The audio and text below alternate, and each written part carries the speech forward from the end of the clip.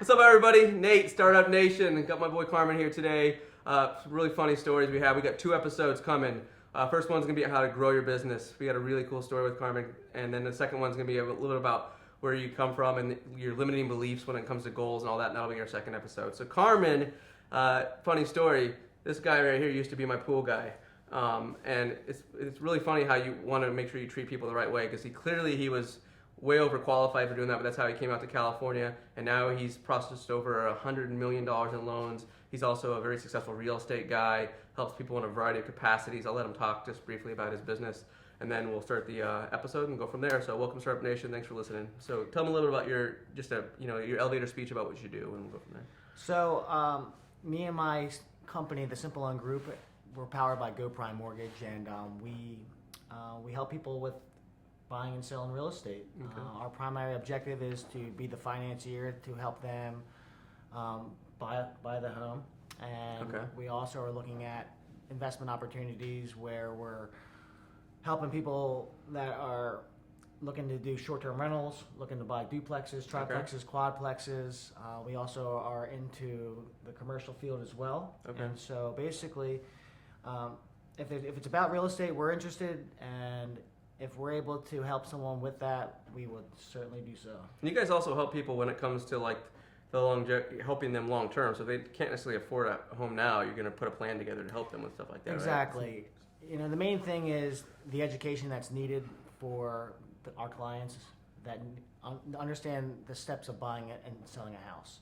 There's a lot that goes into it. A lot of people have no idea the steps. They don't even know what a mortgage actually is, how it works, all that. And so we break all that down for them step by step. We hold their hand. We make sure everything is clear so that when they decide to make the choice to buy, they have everything understood from the beginning, which when you understand it from the beginning, makes the process that much more simple. So one of the things we're going to do in this first episode today is talk about growth of a business. I mean, obviously, as people have listened to the podcast, since I think we're on our almost 40th episode at this point, which is that's a lot. Fairly fast in a matter of a handful of months. Everybody knows about GreenGuard and how we went from a $25,000 a year business to $5.5 million last year. We went from 50 restaurants to over 2,500 nationwide. So from a service world standpoint, we can talk a little bit about that. But for the sake of people who've probably heard that story multiple times, we'll let you talk about how you grew your business, right? Because I think people out there have a misunderstanding that being an entrepreneur is sexy and fun, and there are times that it is. There's a lot of times it really sucks, and then there's also times where people say, well, I can fix a car really well, or I know how to do loans because I did loans for Wells Fargo back in the day. But that's not the same thing as growing your business. When you did loans for Wells Fargo, people brought shit to you, right? So the growth of a business, I think, is where a lot of small businesses fail.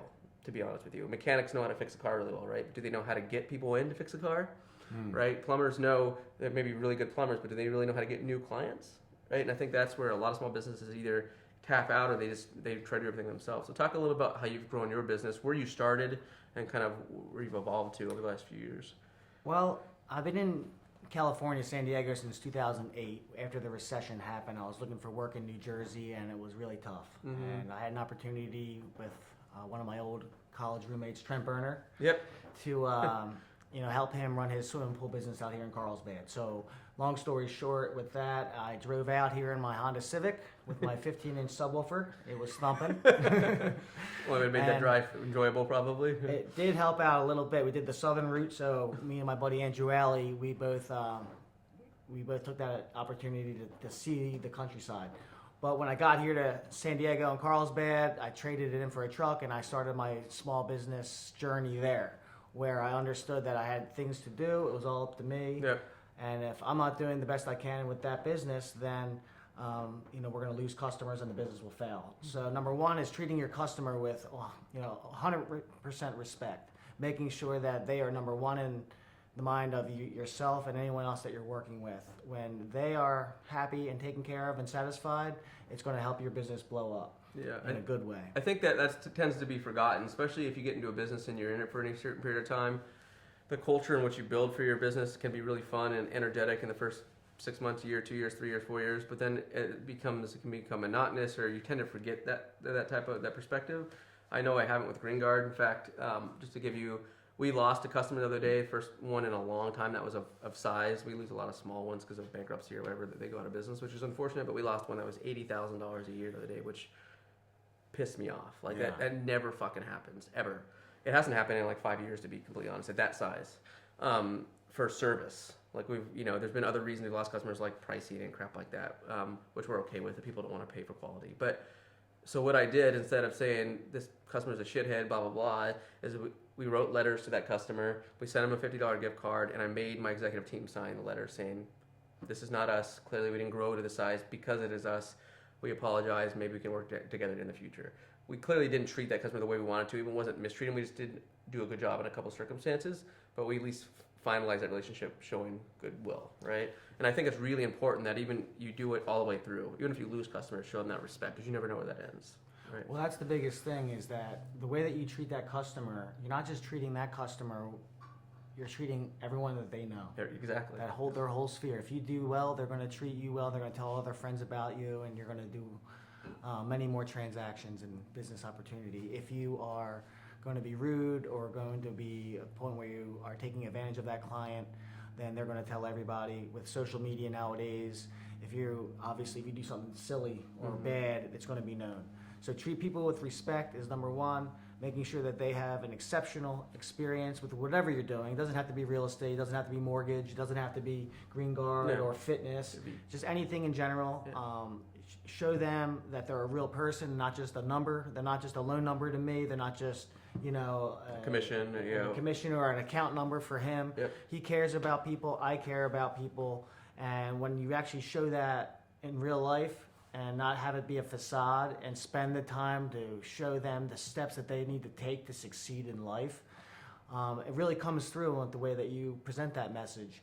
And if you are real about it, it's going to come shining through. And when you bring that value to the marketplace will shine back to you all the great things. So let's talk about that. A lot of people listening to this might say, "Oh, that's great, Carmen," but you have to get customers in the first place to build that reputation. So you get your first, second, third client, great. You're only going to get so many referrals from 2, 3, 4, 5 clients, right? Until you've done 200 loans, that philosophy will pay off, but it won't pay off exponentially because you don't have that many. So how did you get your first 5, 10, 15, 20 clients? Is it just through your connections and knowing people and doing right by people outside of business, or how did you start? So it's called, putting everything into what you can do every single day. Rome wasn't built overnight. I've probably said that a million times. I'm sure everybody else has. I am Italian, Cipolone, and but it makes complete sense.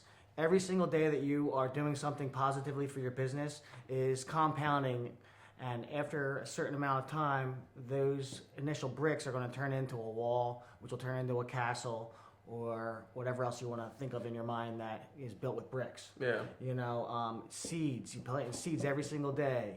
You are watering those seeds, which means that you follow up with people. You are not trying to be rude, and you're not trying to just be annoying. You're trying to help them, and you just want to be top of mind for when they are ready to make a decision about anything. Yep. I mean, I help people with, if they need a landscaper. Yeah.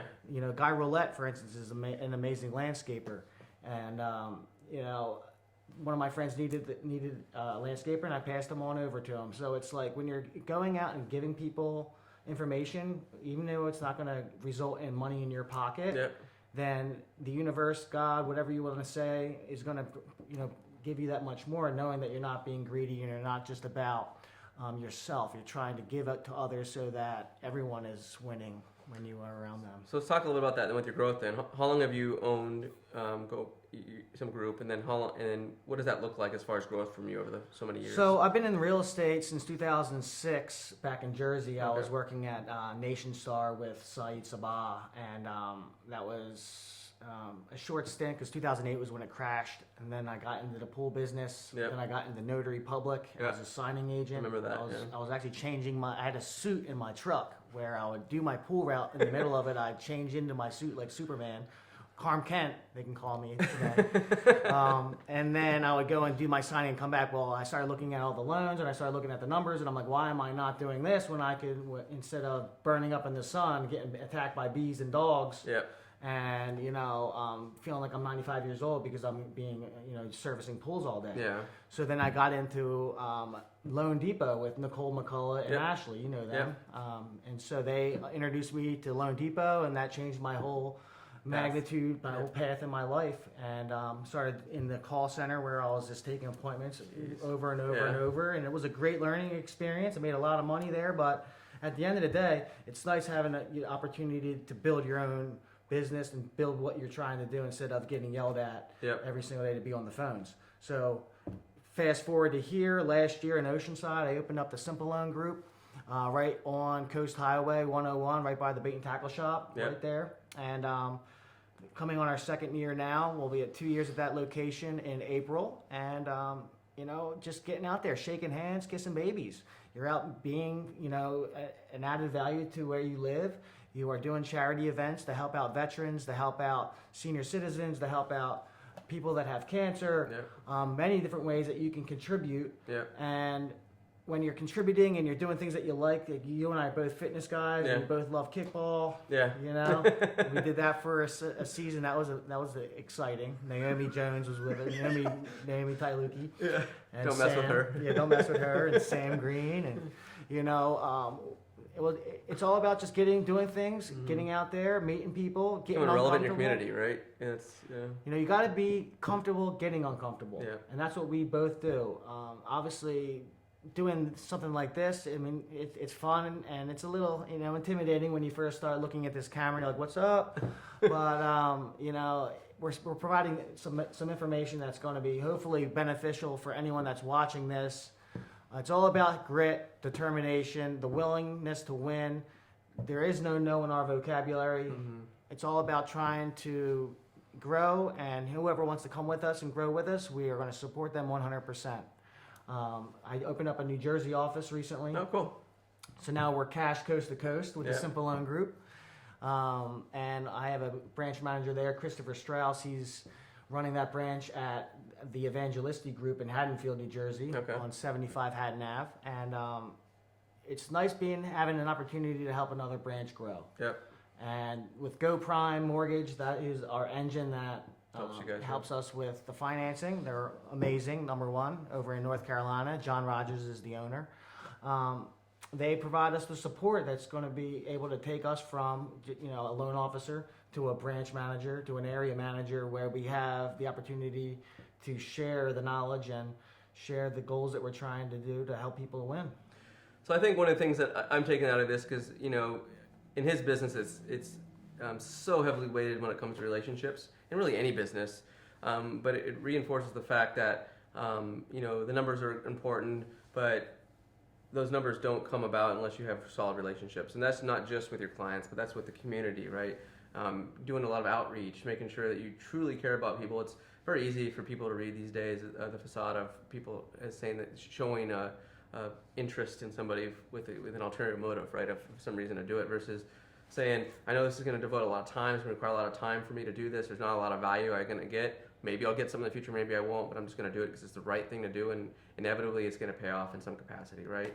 And you're not saying, it's not going to be this, I'm not doing this for you unless you do this for me. Tell me. And there's going to be situations for that, right? So certain people might take advantage of Carmen always helping them, and you'll have to then make that decision if that ends up being the case. But for the most part, I think if you're being very strong in the community, if you spend a lot of time developing good relationships, people are willing to help you. I mean, GreenGuard Printing and Apparel, which is probably a better company to compare to because GreenGuard Services has been established for 10 years now, was really designed just to build customers off the basis of GreenGuard, right? Because we got so tired of our own employees not having uniforms and all that. And I was pissed. I mean, it was just like, this is ridiculous. I have to wait 2 weeks for 40 shirts, right? But I feel similar to you that I try to do right by people. I try to do the right thing. I'm very honest when things come up that maybe people don't like, and I'm actually be very transparent with people. And I think because of that, GreenGuard Printing and Apparel, even though we're still trying to get in the green and all that fun stuff, profitability wise, we've only been 6 months now. We've just grown like crazy, simply because of the relationships, and people know me. They know that I'm going to do right by them. They know I'm going to be responsive. They know I'm going to text them at 11 o'clock at night or 6 in the morning. And they just want to work with somebody like myself and my team because of the fact of our philosophy and the way we treat people. And that goes back to the original comments that Carmen had provided here. You got to do those things, and you can't just do them intermittently. You either choose to treat people right and be consistent, right, in perpetuity, or you don't. You can't just have wake up one day and say, I'm gonna have a good day, so I'm gonna treat people right. It's like, no, you're gonna live that world, or you're not gonna live that world. Right? Well, it all comes from starting in the morning and starting your daily routine the right way. Yep. You know, coming up, waking up, having affirmations, exercising, reading, doing things that get you prepped for the day, so that you're not walking into work getting smacked in the face with work. Yep. You're going in and you're smacking work in the face. Yep. Where you already know what you're going to. That's just perspective, right? How you look at things. I mean, a lot of people walk, they roll out of bed, they don't even make their bed, and then they roll into work, and then they slam a cup of coffee, and then they're, synthetically energized from that, where they're not going to be as productive per se. Some people, obviously, that's the way they do it, and they're amazing. But so every morning you should have a plan for the day. You want to rule the day. You don't want the day to rule you. Yep. In my opinion, is the best way to be.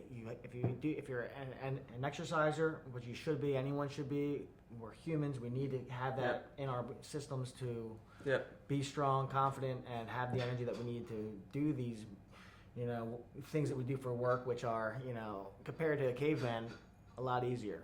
So, but we still need the exercise. So that actually leads us into our second episode, which we'll get into in just a minute. But I think the mindset, the philosophy of where you come from, and limiting beliefs, and kind of how you wake up every day and how you handle day to day. I just posted something on Instagram about that last night and Facebook, and I got a ton of different comments on it. And I think we're going to talk about that, because he came from a pretty cool story where literally a pool guy making $11 a pool, whatever the hell he was paying you. This isn't to be insulting to him because he had to get out here, but that's the joke pay, right? Nobody's going to do that and sustain a lifestyle that you want to live. I mean, clearly he had to have larger ambitions, which almost anybody would want. But some people have these things called limiting beliefs that basically will predicate that they can't be any more than that. So stay tuned for the next episode. I appreciate it. Again, we talked about growth and about customer service and treating people right. I think it's extremely important. Carmen, thanks for the input on that. It's really valuable. Thanks for having me. All right.